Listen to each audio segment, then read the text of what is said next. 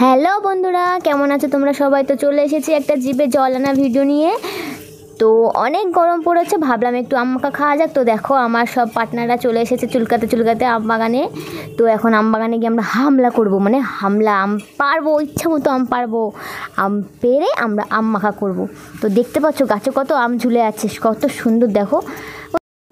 তো আমরা দাদার সঙ্গে একটু চুক্তি করে নিলাম, দাদাকে বললাম দাদা তুই আমাদের আম পেড়ে দে, আমি তোদের আম মাখা দেবো।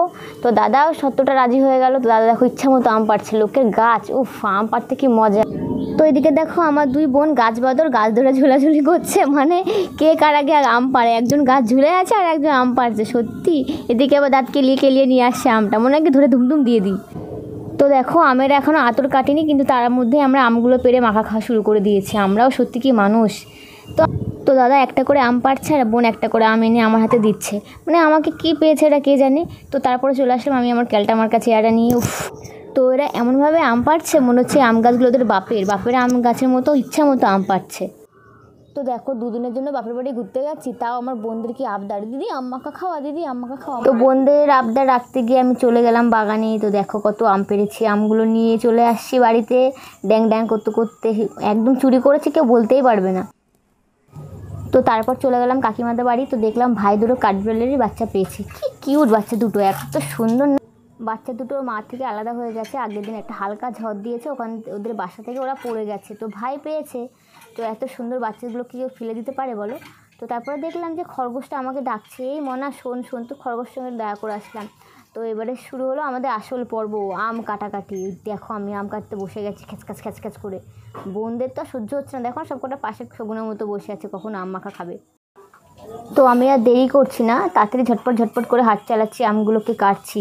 তো ওরা শুধু খেতেই পারে আর কিচ্ছু করতে পারে না, সব কাজ আমাকে দিয়ে করাচ্ছে, সহ্য করা যায় বলো। তো অবশেষে আমার আমগুলো কাটা হয়ে গেছে, ভালো করে ধুয়ে নিচ্ছি।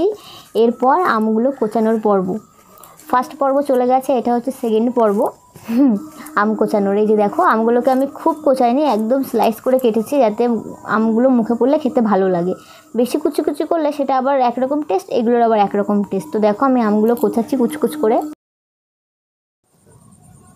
বাবা রে, আমার আমগুলো কাঁচা কমপ্লিট, দেখো কত সুন্দর হয়েছে, ঝরো ঝরো হয়েছে, কত সুন্দর না। এরপর আস্তে আস্তে আমি এর মধ্যে সব মশলাগুলো অ্যাড করব। তো প্রথমে আমি দিয়ে নিয়েছি একটু লঙ্কা কুচি, তো তারপরে লঙ্কার গুঁড়ো দিয়ে দিলাম কারণ স্বাদটা ভালো লাগবে। তারপরে পরিমাণ মতো নুন দিয়ে নিলাম, ওর পরে দিলাম একটু কাসুন্দি। কাসুন্দি দিলে একদম অন্যরকম টেস্ট লাগে। তো কারা কারা কাসুন্দি দিয়ে আমাকে খেতে ভালোবাসে একটু কমেন্ট করো। এরপর দিয়ে দিলাম একটু চিনি, পরিমাণ মতো চিনি, যে যেমন চিনি খাও সে তেমন চিনি অ্যাড করবে। তো তারপরে দিয়ে দিলাম গন্ধরাজ লেবুর পাতা। উফ, এত সুন্দর স্মেল বেরোয় না, কি বলবো। ফাইনালি আমার আম মাখা কমপ্লিট হয়ে গেছে, দেখতে পাচ্ছ আমার আম মাখাটা পুরো কমপ্লিট হয়ে গেছে। তো এখন হচ্ছে আম মাখাটা বিতরণ করার পর্ব। তো দেখো কত পাতা চলে এসেছে, কলাই পাতায় আমরা আম মাখা খাই, মানে আম মাখা তো হয়ে গেছে, খাওয়ার সদস্যের অভাব নেই। দেখো কত লোক, তো বিন বোলায় মেহমান চলে এসেছে, একটা গন্ধ পেয়ে একজন চলে এসেছে, একটা ভাই বলছে যে তোরা আম মাখা খাচ্ছিস, আমাকে তো ডাকলি না। তো এসে যখন পড়েছে আম মাখাটা দিয়ে খেয়ে চলে যায়, তখন ভাই কি রাগ হচ্ছে, তখন কি বলবো তোমার। যত বেশি আম মাখা করি না কেন লাস্টে ঠিক শর্ট পড়বেই পড়বে। তো তার মধ্যে একজন ভাগিদার এসে জুটেছে, আর এই যে আমার জামাইবাবু, উনি তুলে তুলে খাবে, ওনার আম মাখা খাওয়া বারণ, কিন্তু ভাগেরটা কেউ ছাড়বে না। তাহলে ভাবো এত কষ্ট করে আমরা করলাম। তো এখন চলে যাচ্ছি আমটা নিয়ে দাদার কাছে, দাদা বলেছে আম মাখা খাবে।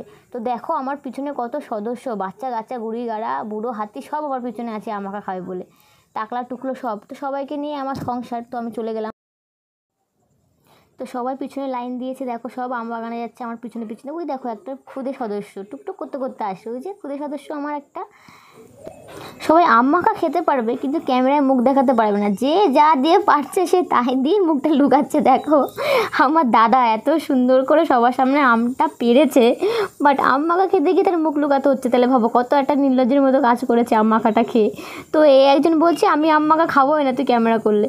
তো একজন শুয়ে শুয়ে খাচ্ছে, একজন বসে বসে খাচ্ছে, লাস্টে অবশেষে সে আম মাখাটা নিয়েই ছাড়লো, কারণ লোভ তো কেউ সামলাতে পারে না বলো, টক জিনিস বলে কথা, এত সুন্দর টেস্টি হয়েছে, তো লোভ কেউ সামলাতে পারছে না। তো সত্যি আমি বাড়িতে গেলে এত আনন্দে থাকি যে কি বলবো, সবাই মিলে থাকে, এত আনন্দ হাহাহি হয় না যে আমার ওখান থেকে আসতে ইচ্ছা করে না। দেখো কত মজা হচ্ছে একটা সামান্য আম মাখা খাওয়া নিয়ে। তো এরকম মজা তোমরা যদি কেউ করে থাকো তো একটু প্লিজ কমেন্ট